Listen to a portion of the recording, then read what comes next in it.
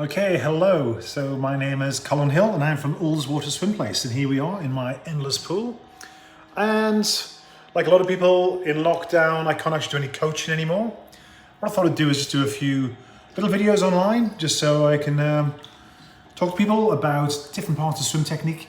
Now I like to do long distance swimming, and endless pool is a perfect way to sort of work on your swim stroke. So what I'm going to do is I'm going to talk about breathing today. I would say most of the people who come into this pool, there's something about their breathing they want to look at, especially, for example, triathletes who maybe signed up for an Ironman or a long distance swim, and they really want to work on their technique. And now often their breathing is affecting the rest of their stroke. So I'm going to do a little bit of front crawl right now. You can watch me, and we'll talk about the breathing in a second. So a few things I want you to look at while I'm swimming here. One is my head position. Just trying to see where my head position is in the water. And also as I go to breathe, see how far my face comes out of the water while I breathe. So let me just speed this up a little bit. So if you haven't been in endless pool before, the way it works is I've got a little thing here, and that's the pace clock over on the wall. So I'll just do a nice 1:30 pace. Okay, so have a look, and if you've got any questions or comments, let me know. Okay, here we go. Let's hope we can see the swim.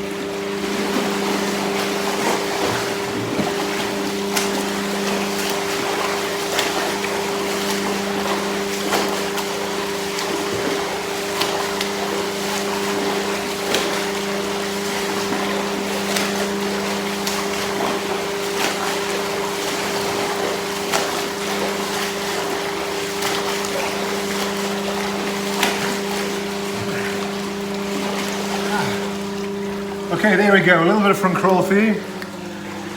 Now hopefully a few things you notice there is, as I'm breathing, I'm keeping pretty much half my face into the water. So there's only one goggle lens coming out of the water as I breathe. Common fault that I see, again, especially triathletes, is that when they go to breathe, they're either over-rotating, which means the head is coming right round, the mouth wide open, trying to desperately get that air in.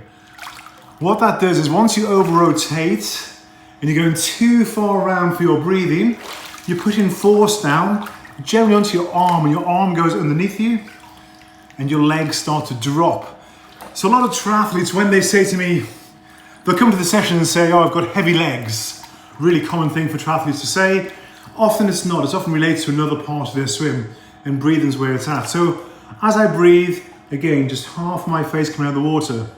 Now when I'm teaching young children, what I say to them is, your head is on a pillow, resting on a pillow, that's where your head is, in the water. You're not lifting your head up and out at all. Your head is staying in the water, and the water line's coming down here. So I'll just do another swim again, so just watch for that, head in the water, and watch out for my mouth as well as I breathe. You're not gonna have a big wide open mouth, you've got a Popeye mouth we call it. So just breathe in slightly to the side to get the air in. Okay, is always side breathing? Yeah, it is always side breathing. In fact, the general technique for people is either breathe generally every 2 or every 3 strokes.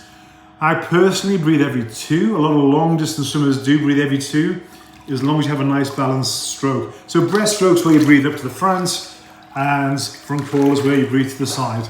Okay, I'll do another little swim. So you can just try and, again, look out for the mouth and my head resting in the water.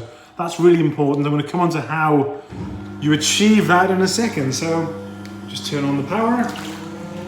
So hopefully you can see this okay. I'll just angle this down slightly, and I hope my new iPhone doesn't fall into the water.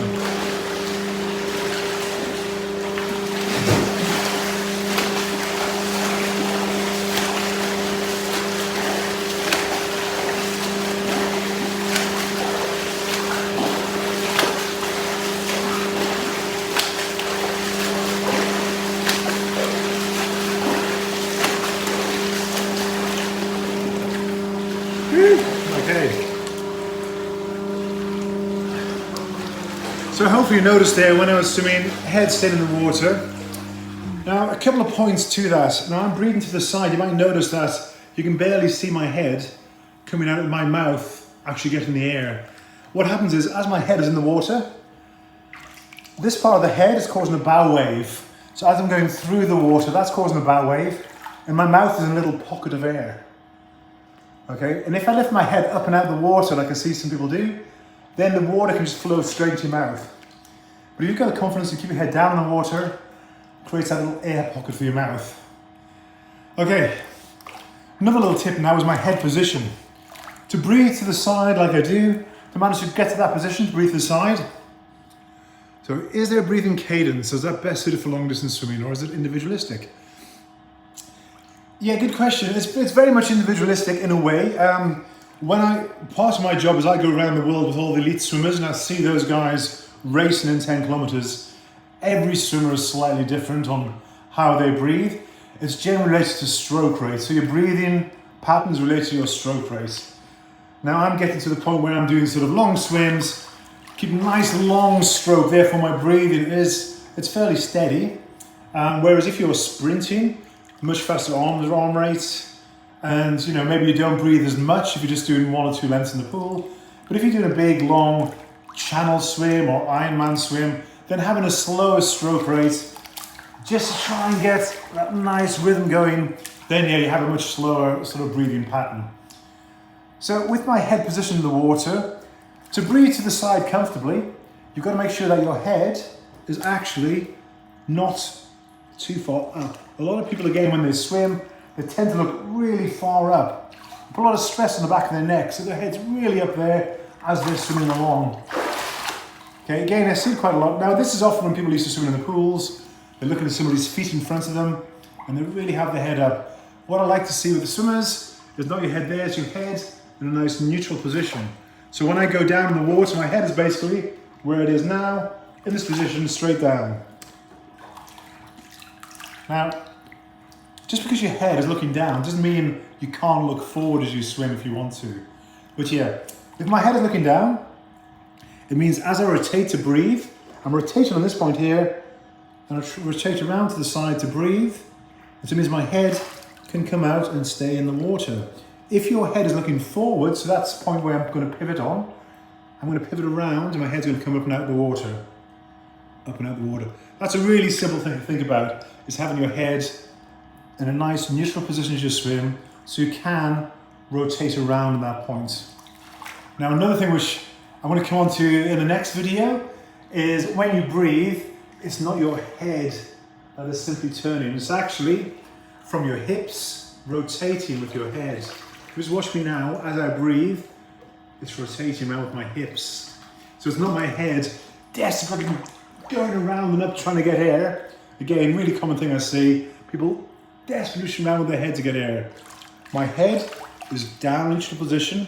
I'm rotating around at that one point, pivoting, and using my hips.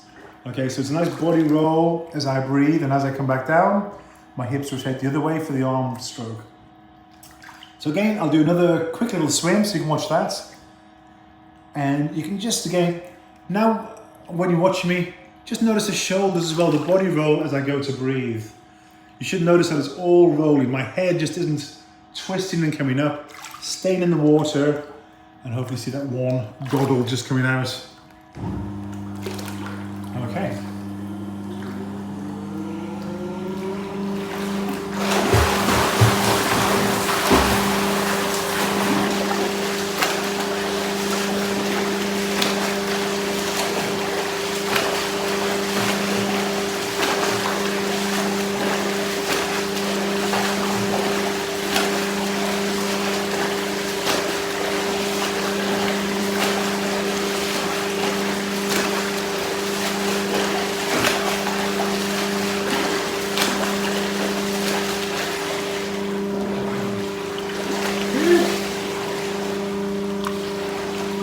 Okay, hopefully you could see some of those points there. There's so much involved in the breathing. Now, a lot of people forget that when you see club swimmers, you see really good swimmers going up and down, I tend to get exhausted. I have a lot of kick going on. I'm so much more efficient with my arms. Yeah, it's okay. So with the kick for long distance swimming, when I swim the channel, I did the channel, English Channel, 21 miles. I did it in 10 hours 30. And the whole way across, my legs were pretty much counterbalancing me. Little flutter, counterbalancing. You don't use your legs very much in long distance swimming. It's just, as you said, it uses up way too much energy. You know, because you're getting most of the propulsion from your arms anyway. Most people, the legs are only going to slow them down. So again, triathletes, when their feet are pointing down to the bottom, they're kicking away as hard as they can. They're going to get exhausted. I mean, I did a race. There was in Ullswater. It was an epic event race. I set off. There's a young lad, really good swimmer in front of me, and he set off for a 5K race, just kicking so hard. And literally, I just sat behind him, drafted him, just controlled my breathing, stayed nice and relaxed, long stroke.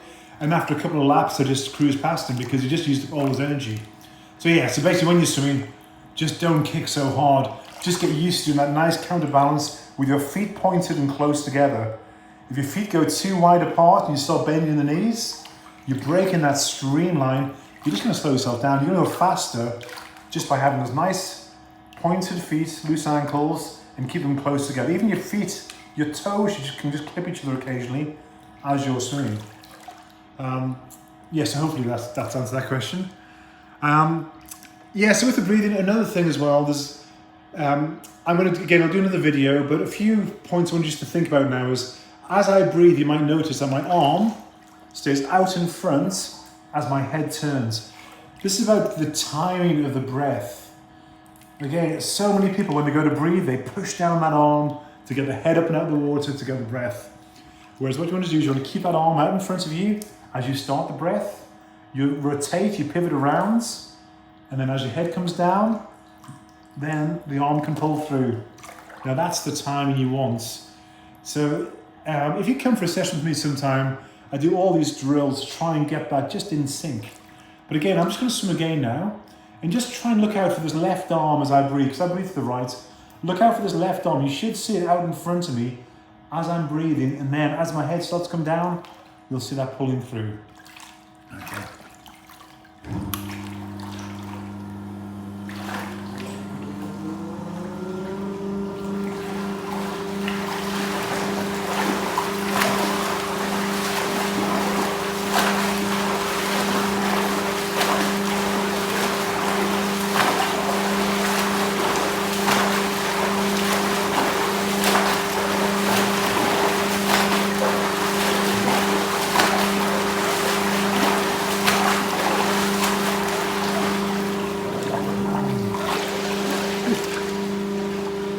Okay, hopefully you saw that lead arm there.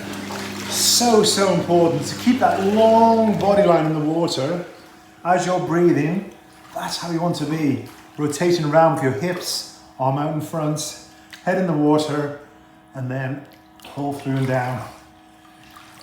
Timing is so important. You can put in a lot less effort and make a huge difference. Okay, so that's all for today. Hope you enjoyed that. This is my first live stream. There's been 2 people watching. I think one of the 3 at one point. But hopefully people will see this on the replay. And yeah, any questions, just put a message in the comments section down below and I'll look out for that. Okay, thank you. Take care.